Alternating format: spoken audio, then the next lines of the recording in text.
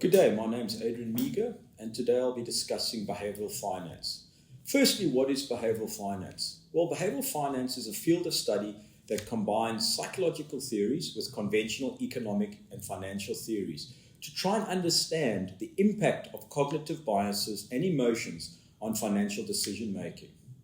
Understanding behavioural finance is crucial for investors as it provides value insight into the psychological factors influencing these financial decisions. So by identifying and addressing these biases, investors can make better informed decisions, ultimately improving financial outcomes and market efficiency. Behavioral finance typically encompasses 5 main concepts. Mental accounting. Mental accounting refers to the propensity for people to allocate money for specific purposes. For instance, an investor may divide their assets between safe portfolios and speculative ones on the premise that they can prevent the negative returns from speculative investments impacting on the total portfolio. Well, in this case, the difference is still a net zero, regardless of whether the investor holds multiple portfolios or one larger portfolio. The only discrepancy in the two situations is the amount of time and effort the investor takes to separate the portfolios from one another. Herd behavior states that people tend to mimic the financial behaviors of most of the herd. Herding is notorious in the stock market as a cause behind dramatic rallies and sell-offs.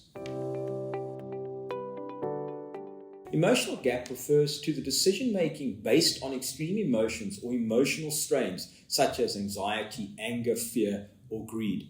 Emotions can be a key reason why people do not always make rational choices. Anchoring is a type of cognitive bias that causes people to favor information they received early in the decision-making process. People hold on to this information, called an anchor, and as a reference point, and fail to correctly adjust their initial impressions, even after receiving additional information. And then lastly, self-attribution. Self-attribution bias occurs when investors attribute successful outcomes to their own actions and bad outcomes to an external factor. This bias is often exhibited as a means of self-protection or self-enhancement. Investors with self-attribution bias may become overconfident, which may lead to underperformance. So to mitigate these effects, investors should track personal mistakes and successes and develop accountability mechanisms. Many individual biases and tendencies have been identified, and I'll break these down a little further. So, confirmation bias. Confirmation bias is when investors have a bias towards accepting information that confirms their already held belief in an investment. If information surfaces, investors accept it readily to confirm that they were correct about their investment decisions, even if that information they receive is flawed. Recency bias. Recency bias occurs when investors' memory of recent events makes them biased or leads them to believe that this event is far more likely to occur again. So an example, if you look at the financial market crisis in 2008, many investors exited the stock market as their dismal view of the market and likely expected more economic hardship in the coming years. The experience of having gone through such a negative event increased their bias or likelihood that that event would reoccur, when in actual fact the stock market recovered and the market was very strong the following years. Loss aversion.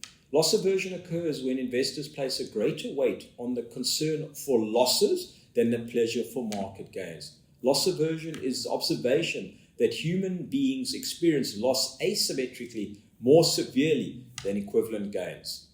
This overwhelming fear of loss can cause investors to behave irrationally and make bad decisions, such as holding on to a stock for too long or too little time. Familiarity bias. The familiarity bias is when investors tend to invest in what they know, such as domestic companies or locally owned investments. As a result, investors are not diversified across multiple sectors and types of investors, which can reduce risk.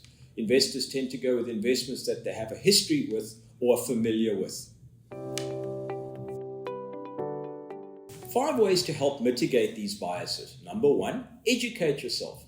Understand common biases like overconfidence, loss aversion, and herd behavior, as they can help you recognize and then counteract them.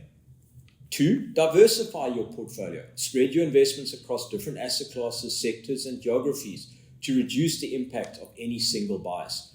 3, stick to a plan. Develop a long-term investment strategy and stick to it, even during market volatility. This can help you avoid emotional reactions to short-term market movements. 4, seek professional advice. Consulting with financial advisors can provide an objective perspective and help you make informed decisions. And lastly, regularly review your investment. Periodically reassess your portfolio to ensure it aligns with your goals and risk tolerance. Investors can avoid psychological traps by adapting a strategic asset allocation strategy, thinking rationally and not letting emotions get the better of them, and being aware of your biases and taking steps to mitigate them. You can make more rational and effective investment decisions. Thank you, and until next time, goodbye.